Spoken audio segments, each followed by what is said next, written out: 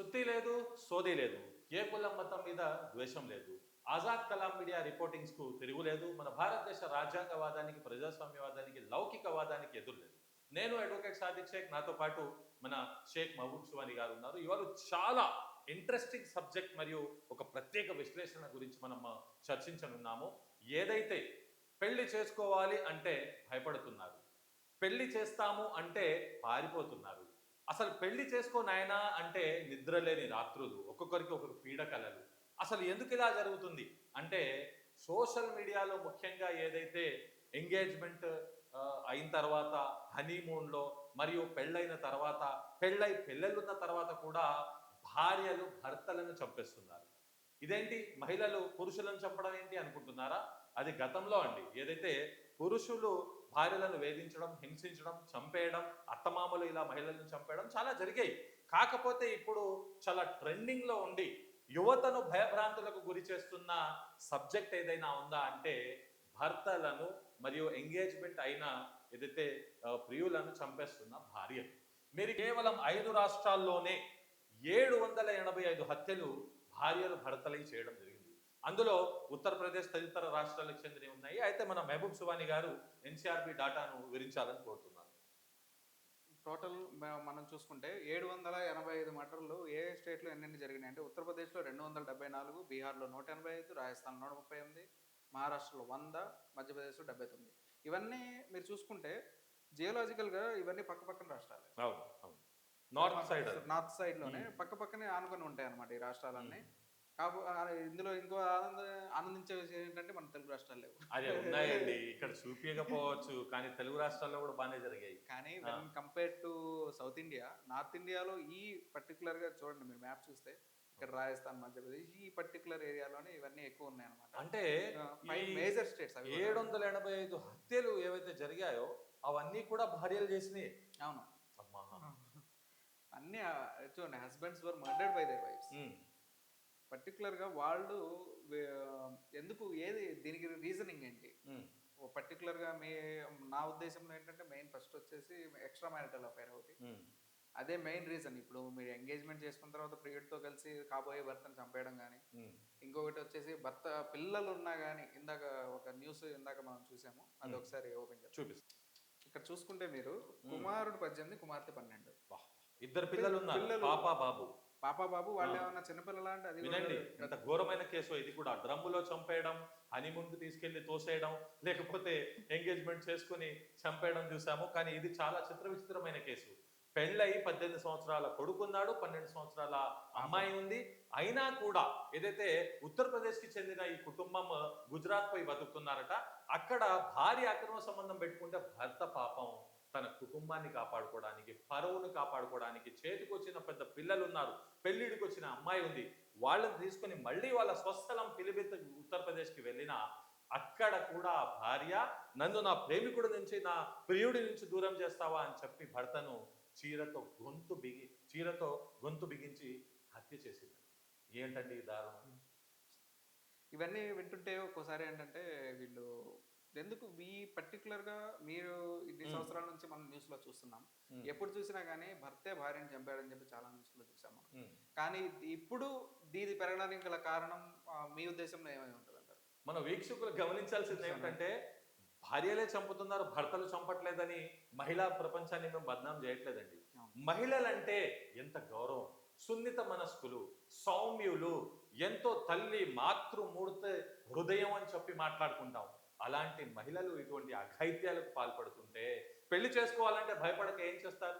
అరే ఎంగేజ్మెంట్ అంటే వామో ఎక్కడ నన్ను చంపేస్తుంది, ఎక్కడ ఆమెకు ఇల్లీగల్ అఫైర్స్ ఉన్నాయి, ఎక్కడ ప్రియుళ్ళు ఉన్నారు, అసలు నేను పెళ్లి చేసుకోబోయే అమ్మాయికి ఎటువంటి అఫైర్స్ ఉన్నాయా లేవా అని చెప్పి అసలు భయపడి చచ్చి ట్రోలింగ్లు అయ్యే పరిస్థితులు ఏర్పడ్డాయి. అయితే మహబూబ్ సువాని గారు ముఖ్యంగా ఏదైతే భార్యలు భర్తలను చంపడం లేదా ఎంగేజ్మెంట్లు అయిన తర్వాత చంపడం ముఖ్య కారణాలు ఏమై ఉంటాయి అనుకుంటున్నారు? ఎందుకు హత్య చేసేంత వరకు వెళ్తున్నారు? క్షణిక ఆవేశం అనే ఒక మాట అయితే, ఇంకోటి ఏంటంటే వాళ్ళకి సెక్యూరిటీ వాళ్ళ భర్త దగ్గర కంటే బయట వాళ్ళ దగ్గర ఒక చిన్న అపోహలు వచ్చేస్తున్నారు. అంటే బయట ఎవరైతే ఎక్స్ట్రా మ్యారిటల్ అఫైర్స్లో ఉన్నారో అతని దగ్గర నేను ఆనందంగా ఉంటానని చెప్పి ఒక చిన్న ఆలోచన వచ్చేసి కట్టుకున్న భర్తని కడ తెచ్చేదాకా వచ్చేస్తున్నాం అనమాట. దీంట్లో మీరు చూసుకున్నట్టయితే మెయిన్ ఎక్కువ 80% ఎక్స్ట్రా మ్యారిటల్ వాళ్ళ 80% అక్రమ సంబంధాలు. ఈ 780 కేసుల్లో 80% అంటే చూసుకోండి ఎన్ని కేసెస్ ఉన్నాయి. ఇక పాయిజనింగ్ చేసి కూడా చంపుతున్నారు, 40%. గొంతు నుమిలి చంపేస్తున్నారు, ఇంకా కాంట్రాక్ట్ కిల్లర్స్ ని తీసుకొని కూడా చంపేస్తున్నారట. 15% హత్యలు. అయితే ఎన్సీఆర్బి ఏదైతే కేవలం మనం చూసుకుంటే ఎన్ని సంవత్సరాల డాటా ఇది? 2020 నుంచి ఒక 5 years. ఒక 5 years, over the past 5 years. అయితే ముఖ్యంగా ఇప్పుడు మనం గమనించాల్సింది ఏమిటంటే, మన ఆజాద్ కలాం మీడియా వీక్షకులకు నేను చూపించబోయేది ఏమిటంటే, ఏదైతే సెన్సేషనల్ కేసెస్ గా మనం మాట్లాడుకున్నామో, ఏదైతే రస్తోగికి సంబంధించిన కేసు, మరియు మొన్న దాకా బాగా సంచలనంగా మారిన కేసు ఏమైనా ఉందంటే ఇది చేతన్ అగర్వాల్ అని. ఎంత అందంగా ఉన్నాడు ఈ అబ్బాయి, ఆర్థికంగా మరియు విద్యాపరంగా కూడా ఎంత సివిలైజ్డ్ ఎడ్యుకేషనల్ ఫ్యామిలీ, వీళ్ళు ఫినాన్షియల్లీ స్ట్రాంగ్. ఈ ఫ్యామిలీ అబ్బాయిని ఈ అమ్మాయి సియా గోయల్ కొండల్లో తీసుకెళ్ళి లేదా తన లవర్తో తీసుకొచ్చి పాపం ఈ అబ్బాయిని కూడా చంపేసి, ఆ తండ్రి కొడుకు లేకుండా ఒక్కగానొక్క కొడుకు అనుకుంటా ఆయనకు పాపం ఇండస్ట్రియలిస్ట్ ఆయన. ఈ మర్డర్ ఒకటి సెన్సేషనల్ అయింది. దీని తర్వాత ఇంకో మర్డర్ ఏదైతే జరిగిందో సోనం రఘువంశీ కేసు, ఇది కూడా చాలా సంచలనమైన కేసు. ఇది హనీమూన్ వెళ్ళి తోసి చంపేస్తారు అని చెప్పబడిన వైరల్ అయిన కేసు. ఇది ఎక్కువగా మీమ్స్ వచ్చిన కేసు. ఇక దీని తర్వాత మొగుడిని చంపేసి డ్రమ్ లో వేసేసిన ముస్కాన్ రస్తోగి కేసు మనం మరవలేము. ఆ కేసు కూడా బ్లూ డ్రమ్ కేసు అండి. సెన్సేషనల్ అయిన బ్లూ డ్రమ్ కేసు. ఈ కేసులో ప్రియుడి కోసం భర్తను చంపేసింది. భర్త నేవీ ఆఫీసర్. ఆయన నేవీ ఆఫీసర్ ని కూడా ఒక ఇల్లీగల్ అఫైర్, మరియు ఈ మహిళ ప్రెగ్నెంట్ అయ్యి ఉండి పాపను కూడా కనింది. మళ్ళీ ఈమెకి పుట్టింది కూడా ఆడపిల్ల. ఆ ఆడపిల్ల భవిష్యత్తు. ఆడపిల్లలంటే బరువు కాదండి, ఆడపిల్లలంటే కష్టం కాదండి. కానీ ఆ ఆడపిల్లలను ఇలాంటి ఏదైతే మృగాల నుంచి కాపాడుకోవాలి అని చెప్పి తల్లిదండ్రులు భావిస్తుంటే, ఈ ఆడపిల్లలే మృగాలుగా మారి పురుషుల ప్రాణాలు తీస్తున్నారంటే ఎంత ఘోరం. కావున ఇప్పుడు మనం ఏదైతే మెహబూబ్ సుబానీ గారు చెప్పడం జరిగిందో, ఈ అంశంలో మనం ఖచ్చితంగా జాగ్రత్తలు తీసుకోవాలి. తల్లిదండ్రులు కౌన్సిలింగ్స్ అనేవి కూడా టైం టు టైం ఇస్తూ ఉండి వాళ్ళకి ఖచ్చితంగా పెద్దలు గమనించకపోతే ఇటువంటి హత్యల వల్ల యువత పెళ్లిళ్ళు చేసుకోవడం అంటేనే భయపడి లివ్ ఇన్ రిలేషన్షిప్స్ అని, వైఫ్ ఎక్స్చేంజెస్ అని, ఇటువంటి భయంకరమైన వైఫ్ స్వాపింగ్ ఏదైతే గలీజ్ కల్చర్ అనేది కూడా వచ్చేస్తుంది. కావున ఏదైతే మెహబూబ్ సుబానీ గారు ఏ విధంగా అయితే చెప్పారో, ఒక సైకాలజిస్ట్ కానీ, ఒక ఫ్యామిలీ కౌన్సిలింగ్ వాళ్ళు కానీ, పెద్దలలో ఏదైతే ఫ్యామిలీ ఉమ్మడి కల్చర్ అనేది పోయింది. మెహబూబ్ సుబానీ గారు ఇంతకుముందు ఏదైతే జాయింట్ ఫ్యామిలీ కల్చర్, ఉమ్మడి కుటుంబం ఉండేదో, ఒక కుటుంబంలో మావయ్యలు, మీనత్తలు, అత్తమామలు మరియు అన్నదమ్ములతో షేర్ చేసుకుంటూ మాట్లాడుకుంటూ ఉండి అమ్మమ్మలు ఏదైతే జాగ్రత్తలు చెప్పేవారో, ఆ కల్చర్ లేకపోవడం కూడా ఒకటి. మొబైల్ కల్చర్, ఇంటర్నెట్ యాక్సెస్ అయిపోవడం, సోషల్ మీడియా కూడా చాలా భయంకరమైన అక్రమ సంబంధాలకు దారితీస్తుంది. దానిపై మీరేమంటారు? చాలా ప్రభావం అయితే చాలా గట్టిగా ఉంది. ఎందుకంటే అది సోషల్ మీడియా వల్ల మీకు పరిచయం చాలా ఈజీగా జరుగుతాయి, చాలా సులువైపోయినది. ఇప్పుడు అజ్ఞాత వ్యక్తి ఒక్క రెండు నిమిషాలు మాట్లాడి అతనితో ఒక గాఢమైన రిలేషన్షిప్లోకి వెళ్ళిపోవడం, అది వీటి అక్రమ సంబంధాలకు దారితీయడం చాలా కేసెస్ ఉన్నాయి. పూర్తి ఇండియాలోనే ఇలాంటి చాలా కేసెస్ చూసాం. మన తెలుగు రాష్ట్రాల్లో కూడా చూస్తున్నాం. చాలా వరకు చిన్న చిన్న మైనర్ పిల్లలు కూడా దీనికి బాధ్యతలు అవుతున్నారు. అలానే ప్రతి ఒక్కళ్ళు ఏమంటారు, మ్యారేజ్ అయిన తర్వాత ఒక 40+ years ఉన్న వాళ్ళు కూడా, అలాంటి వాళ్ళు కూడా ఈ సోషల్ మీడియా బారిన పడిన తర్వాత ఇన్స్టాగ్రామ్ ద్వారా పరిచయాలు పెంచుకోవడం. కొంతమంది ఇప్పుడు నంబర్ లేకపోయినా ఇప్పుడు పెద్ద కాంటాక్ట్ అవ్వడం. అయితే ఇప్పుడు ఏ విధంగా అయితే చెప్పడం జరిగిందో, మీరు పెళ్లి చేసుకోవాలంటే భయపడాల్సిన ట్రాలింగే కాదండి. పెళ్ళి అయిపోయి వయసుకొచ్చిన, పెళ్లిడికి వచ్చిన ఆడపిల్లలు మరియు మగపిల్లలున్న భయంకరంగా ఈ మహిళా మనులు గౌరవ ఏదైతే మాతృమూర్తులు అని చెప్పుకుంటామో వాళ్ళు భర్తలను హత్యలు చేస్తున్నారు. ఇక ఇంతేనా? ఇక కుటుంబ వ్యవస్థ, పెళ్లి వ్యవస్థ, భార్యాభర్త అనుబంధం 7 బంధాల అనుబంధం అని మాట్లాడుకుంటారు. అది అయిపోయిందా 7 అడుగులు అంటే అలా ఏమీ లేదండి. ఖచ్చితంగా క్రైమ్ జరుగుతుంది, జాగ్రత్తగా ఉండాలి. ఇటువంటి క్రైమ్ని అరికట్టాలి. ఏదైతే చట్టాలు కూడా ఉన్నాయో కఠినంగా ఇటువంటి ఏదైతే హత్యలు చేస్తున్న వాళ్ళని శిక్షించాలి. అది భర్త హత్య చేసినా, భార్య హత్య చేసినా అటు 2 కుటుంబాలు రోడ్డు పాలవుతున్నాయి, పిల్లలు అనాథలుగా మారుతున్నారు. ఇటువంటివి జరగకుండా ఉండాలంటే ఇప్పుడు మీరు ఏదైతే అరేంజ్ మ్యారేజ్లో ఇటువంటి హత్యలు ఉన్నాయా, లవ్ మ్యారేజెస్లో ఇటువంటి హత్యలు ఉన్నాయా అంటే 1 అని 2 అని కాదు. ఒక మనిషి మృగంగా మారి వాడి సైకాలజికల్ డిజార్డర్ అనేది వాడు క్రైమ్ మరియు ఒక రాక్షసత్వంలో కూడుకుంటే అది అరేంజ్ మ్యారేజ్లో కూడా జరుగుతున్నాయి మరియు లవ్ మ్యారేజెస్లో కూడా ఉంటానే ఉన్నాయి. లవ్ మ్యారేజ్లు చేసుకుని చంపేసిన కేసులు ఎన్నో ఉన్నాయి. కావున పెద్దలు కుదిర్చిన పెళ్లిని నెగిటివ్ చేయడం, లవ్ మ్యారేజ్ను విచ్చలవిడిగా ప్రమోట్ చేసి లవ్ మ్యారేజెస్ చేయబడడం ఇది కూడా కరెక్ట్ కాదు. పెళ్లి చేసుకోవడానికి ఎందుకు భయపడుతున్నారు అని చెప్పి. కాకపోతే ఏంటంటే ఇప్పుడు యువత కూడా ఎలా తయారైందంటే పెళ్లి చేసుకునేంత వరకు ఆరాటం ఉంటుంది, పెళ్లి చేసుకున్న తర్వాత మొహమాటం ఏమంటారు, మొహం మొట్టేస్తుంది అంటారు చూసారా తెలుగులో, అలా అయిపోతుంది యువత. అటు అబ్బాయి అయినా సరే అమ్మాయి అయినా సరే ఇప్పుడు పెళ్ళైన తర్వాత అయిపోయింది ఇంకో అంటే పరిచయం అనేది ఎంత ఈజీ అయిపోయింది అంటే ఒకప్పుడు ఒక అమ్మాయితో కానీ ఒక అబ్బాయి పరాయి మగాడితో కానీ పరాయి ఆడదాంతో మాట్లాడాలి అంటే చాలా భయపడేవాడు. ఎందుకు కమ్యూనికేషన్ చేయడానికి డైరెక్ట్గానే చేయాలి. మన దగ్గర చేతిలో ఫోన్ లేదు, అప్పుడు పరిచయం చేసుకోవాలన్నా కానీ భయపడేవాళ్ళు. కాలేజ్ స్టూడెంట్స్ మాట్లాడాలన్నా పక్క క్లాస్మేట్ని. అలాంటిది ఇప్పుడు చాలా ఈజీ అయిపోయింది. ఇన్స్టాగ్రామ్లో ఇప్పుడు ఓయో ఉంది, ఓయో చాలా ఈజీ అయిపోయింది, యాక్సెస్ అయిపోయింది. ఏమంటే కపుల్స్ ఎలవడ్ అంటున్నారు, అది వాళ్ళకి రిలేషన్ ఏంటో వాళ్ళకి సంబంధం లేదు, ఆధార్ కార్డు చూపిస్తే చాలు ఇద్దరు వెళ్ళిపోతామంటే రూమ్లోకి పంపించేస్తున్నారు. సువాని గారు ఇక్కడ మనం ఈ అంశాన్ని కంక్లూడ్ చేసుకుంటే ఇక్కడ మనం గమనించాల్సింది ఏమిటంటే ఒకటేమో అనుమానం, రెండోదేమో మితిమీరిన విశ్వాసం లేదా ప్రేమాభిమానం. ఒక అనుమానం ఎక్కువగా అయి అనుమానాన్ని సరైన పద్ధతిలో పెట్టుకోకపోయినా సంబంధాలు చెడిపోతాయి. ఏదైతే విశ్వాసం నమ్మకం ఉందో అది హద్దులు దాటి పరిమితులు దాటి ఉన్నా సంబంధాలు చెడిపోతాయి. కావున ఏదైతే అనుమానం మరియు అనుబంధం మధ్య ఉన్న ఈ వ్యత్యాసాన్ని సరిగా కంట్రోల్ చేసుకోగలిగితే, మొబైల్ ఫోన్స్ కంట్రోల్ చేసుకోగలిగితే, మన సరౌండింగ్స్లో మీరు గమనించారు చాలా చోట్ల బ్యాచిలర్స్కు ఫ్యామిలీ దగ్గర రూమ్ ఇవ్వరంటారు. అది చాలా మంచి కల్చర్. ఎందుకంటే బ్యాచిలర్స్ ఫ్యామిలీలు ఉన్న చోట ఉంచినా ఇటువంటి అక్రమ సంబంధాలు గొడవలు కూడా ఉంటాయి. కావున మన ఎన్వైరన్మెంట్ సరిగా చూసుకోవాలి, మొబైల్ ఇంటర్నెట్ యాక్సెస్ ఎలా ఉంది కూడా చూసుకోవాలి.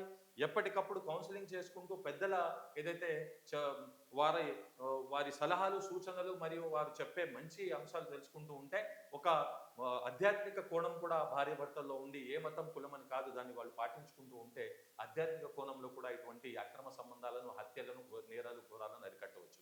ఇంకొకటి ప్రేమ చూపించడం విషయంలో కూడా భార్యాభర్తలది మంచి కమ్యూనికేషన్ ఉండాలి. ఏమన్నా ప్రాబ్లం ఉంటే ఇద్దరు కూర్చొని మాట్లాడుకోవాలి తప్ప మూడో పర్సన్ మధ్యలోకి రాకూడదని చెప్పి నా యొక్క. ఇంకో సువాని గారు, నేను ఏ విధంగా అయితే చెప్పానో అక్రమ సంబంధాలు ఏవైతే ఏర్పడతాయో అది శారీరక సుఖాలు మరియు పడక సుఖం కోసం అని చెప్పి చేస్తున్నారు. అయితే మీరు గమనించాలి, ఈ పడక సుఖాల అంశాలు ఏదైతే మితిమీరిన కామవాంఛను కంట్రోల్ చేసుకోలేకపోవడం, భర్త ఉన్న వేరే మగవాళ్లపై దురాశతో ఇటువంటి చేయడం, అది పక్కన పెడితే ఇక్కడ ఖమ్మంలో మొన్న జరిగిన కేసు ఏదైతే భార్యలు భర్తలను చంపేయడం, భర్తలు భార్యలను చంపేయడం చూసాం. ఇక్కడ మానసిక వేదన ఎలాంటిదంటే లైంగిక వేధింపులు, అది కూడా భర్తను అవమానించి పెళ్ళై 3 నెలలు కూడా కాలేదు. ఖమ్మంకి చెందిన కేసు ఇది. భూక్యా సదర్లాల్ అనే యువకుడు, 27 సంవత్సరాల యువకుడు, అతడు సరిగా సెక్స్ చేయట్లేదు, ఎక్కువ సమయం సెక్స్ చేయట్లేదు అని చెప్పి వేధిస్తే పాపం ఈ యువకుడు ఆత్మహత్య చేసుకున్నాడు. అయితే ఎంత వేధింపులండి! పెళ్ళైన 3 నెలలకే ఇతన్ని ఇంతగా వేధిస్తుంటే తీరా చూస్తే ఖమ్మం జిల్లా రఘునాథపాలెం మండలం రాంక్యా తండ్యకు చెందిన కేసు ఇది. తీరా వాస్తవాలు తెలుసుకుంటే తల్లిదండ్రులు ఆరోపిస్తుంది ఏమిటంటే ఈ అమ్మాయికి అక్రమ సంబంధం. అంటే పురుషులను కూడా వేధించే కేసుల్లో ఎక్కువగా ఏమిటంటే పెళ్ళై పొసగకపోతే, నచ్చకపోతే, వేరే పిరియుడు కానీ అక్రమ సంబంధం కానీ ఏర్పడితే మొట్టమొదటి ఆరోపణ మొగోడిపై, ఇతడికి మగతనం లేదు, ఇతడు సెక్స్ చేయలేడు. ఇది కూడా చాలా భయంకరమైన కల్చర్. సుబాని గారు, దీనిపై ఏమంటారు? మీరు చెప్పినట్టే ఇప్పుడు ఏంటంటే ఇది ఒక సాక్ అయిపోయింది. ఇప్పుడు ఫర్ సపోజ్ మీరు మంచిగా పెళ్లి చేసుకుంటారు, మంచి కుర్రోడని చూస్తారు, వాళ్ళ ఫ్యామిలీని చూస్తారు, ఫ్యామిలీని చూసి పెళ్లి చేసిన తర్వాత ఒక భార్య చెప్పగలదు అతను మగోడా కాదా అని చెప్పి. అలాంటిది ఒక సాకు అనేది, ఇది వీడు మగాడు కాదు అని చెప్పి వేలు చూపించి చెప్తే, పంచాయతీ ముందు కానీ పెద్దల ముందు కానీ చెప్తే అతను ఎంత నరకయాతన ఉంటుందండి. ఆ నరకయాతన యూజ్ చేసుకొని వీళ్ళు సాకు చూపించేసి అతన్ని దూరం పెట్టి, ఎందుకంటే అంటే ప్రతి ఒక్క కేసులో ఇలా అవుతుందని చెప్పట్లేదు. వీళ్ళకి ముందుగానే పెళ్లికి ముందే వేరే మామూలుగా లవర్ ఉండి, లేదు పెళ్ళైన తర్వాత వేరే వాళ్ళు పరిచయం అయ్యి, ఎందుకంటే 3 నెలలు అంటే నాకు చిన్న అనుమానం, మీరు చెప్పినట్టు ఆల్రెడీ వీడికి లవర్ ఉండొచ్చు. ఆవిడ ఉందట, విచారణలో తేలింది. ఆమె ఆల్రెడీ ఫోన్లు ఎక్కువగా మాట్లాడడం, ఫోన్లోనే ఉండడం, ఇక అతడితో సంబంధం కోసం ఈయన ఉసిగొల్పి ఆత్మహత్య చేసుకునేలా చేస్తారు. అంటే రెచ్చగొట్టి రెచ్చగొట్టి అంటే నువ్వు పనికిరావు అని చెప్పి వేలు చూపిస్తే ఒక మగాడు ఎంత మానసికంగా బాధపడతాడండి. సెన్సేషనల్ శోభం అది. ఇలాంటి కేసెస్ చూస్తూ ఉన్నప్పుడు మగ జాతి మీద ఒక్కోసారి బాధ కలుగుతూ ఉంటే, మగాడి ముత్యాలు. మరి మీరు దీనికి ఇప్పుడు మనం జెమినీని యూజ్ చేసి దానికి సాధారణ మరియు పద్ధతులు ఏంటి, అసలు ఉద్దేశాలు ఏంటి? వివాహేతర కుమ్మక్కు ఫస్ట్ రీజన్ అదే చెప్తున్నారు. ఇప్పుడు ఏఐ కూడా ఎందుకంటే పర్టికులర్గా ఈ న్యూస్ అన్ని కలెక్ట్ చేసుకొని ప్రింట్ మీడియా కానీ బీబీసీ కానీ వీళ్ళ ద్వారా తీసుకున్న తర్వాత వీళ్ళు ఏం చెప్తున్నారంటే ప్రణాళికలు ప్రేమ భాగస్వాములు లేదా ప్రియులు సహాయం చేయడానికి కలిగి ఉంటాయి. వాళ్ళ సహాయంతో వీళ్ళు సొంత భర్తల్ని చంపేస్తున్నారు. నెక్స్ట్ ప్రాణాంతకరమైన పద్ధతులు, దర్యాప్తులో సాధారణంగా విషప్రయోగం, కిరాయి హంతకులు, గొంతు నొక్కడం, హింసాత్మకంగా కొట్టడం, కొట్టి చంపేసే వాళ్ళు కూడా చాలా మంది ఉన్నారు. అంతర్లీన కారణాలు ఏముంటాయి? ఉద్దేశాలు తరచుగా తీవ్రమైన వైవాహిక కలహాలు, మీరు చెప్పినట్టు అక్రమ సంబంధాలు, ఆస్తిపాస్తుల విషయంలో కూడా చంపేసిన వాళ్ళు చాలా మంది. ఈ ధోరణులు పరిశీలించే బృందాలు చేసే గణాంక పరీక్షలను ఫేస్బుక్ వంటి నివేదికల్లో కూడా దీని ప్రస్తావన ఉంది.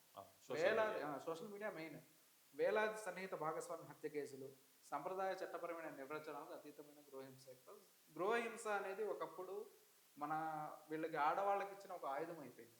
ఇప్పుడు యూజ్ చేస్తున్నారు. ఒకప్పుడు ఎందుకు ఇచ్చారు? వరకట్న వేధింపుల వల్ల ఆడవాళ్ళని చంపేసే కేసులు చాలా చూసేవాళ్ళు. ఇప్పుడు కరోనా తర్వాత ఏమైందంటే రివర్స్ అయిపోయింది. సో మన ఆజాద్ కలాం మీడియా వీక్షకులు మన మెహబూబ్ సుబానీ గారిని ఈ ఏదైతే ప్రధాన చర్చలో యువకుల కోసం ఒక సందేశంగా పాల్గొన్నందుకు కృతజ్ఞతలు తెలుపుతూ మన ఆజాద్ కలాం మీడియా తరఫు నుంచి చాలా స్పష్టంగా చెప్పడం జరుగుతుంది. దయచేసి మీరు ఏదైతే మీకు వివాహం చేయడానికి తల్లిదండ్రులు ముందుకొస్తుంటే చాలా సంతోషంగా వివాహం చేసుకోండి. వివాహం చేసుకుని సంతోషంగా ఉండడం వల్ల మీరు మనం జనరేషన్స్ చర్చించుకుంటున్నాం. ఆ వివాహ బంధాలే అనేవి లేకపోతే దరిద్రంగా ఈ వైఫ్ స్వాపింగ్లు లేకపోతే లివ్ ఇన్ రిలేషన్షిప్లు అంటూ వ్యవస్థ నాశనం అయిపోయేది. కావున మీకు ఎవరైనా పెళ్లి చేయాలని మీ తల్లిదండ్రులు ముందుకొస్తే, మీకు ఏదైనా ఎఫ్ఐఆర్ ఉన్నా, మీకు ఏదైనా ప్రేమాయణం ఉన్నా అవి మీ తల్లిదండ్రులకు ముందే చెప్పేసి మీరు ఎంగేజ్మెంట్ సందర్భాన పెళ్ళై చంపేయాల్సిన, హనీమూన్లో చంపేయాల్సిన అవసరం ఉండదు. ఇక పెళ్లి చేసుకోవాలంటే భయపడుతున్న వాళ్ళకి చాలా స్పష్టంగా చెప్తున్నాను, మీరు ఎవ్వరూ భయపడాల్సిన అవసరం లేదు. 100లో 1% ఈ క్రైమ్ అని చెప్పుకోవచ్చు. కానీ సోషల్ మీడియాలో ట్రాలింగ్స్ మరియు టైంపాస్ మరియు క్రైమ్ని ఏదైతే బాగా వైరల్ చేసి దాన్ని ఒక భయం అనేది జనాల ఏదైతే మనసుల్లో, వెదురుల్లో, గుండెల్లో సృష్టించడం జరిగిందే తప్ప మీరు మ్యారేజ్ ప్రశాంతంగా చేసుకోవచ్చు. అదే ఒక వైవాహిక సంబంధం. దానివల్లే మీ జనరేషన్స్ కానీ మీ ఏదైతే వంశం కానీ పెరుగుతుంది. దానివల్లే మనం సంపూర్ణంగా, పరిపూర్ణంగా ఒక మనిషిగా, ఒక మహిళగా, ఒక తండ్రి మరియు తల్లిగా బాధ్యతలు అనేవి మనకు తెలిసి వస్తాయి. కావున ఏదైతే ఆజాద్ కలాం మీడియా తరఫు నుంచి మీకు ఈ ప్రత్యేక విశ్లేషణ మీ ముందు పెట్టడం జరిగింది. దయచేసి మరిన్ని వీడియోలు, విశ్లేషణలు, అప్డేట్స్ కోసం ఆజాద్ కలాం మీడియాని లైక్ చేసి సబ్స్క్రైబ్ చేయగలరని నేను మీ సోదరుడు అడ్వకేట్ సాదిక్ షేక్, నాతో పాటు షేక్ మెహబూబ్ సుబానీ గారు. Thank you one and all.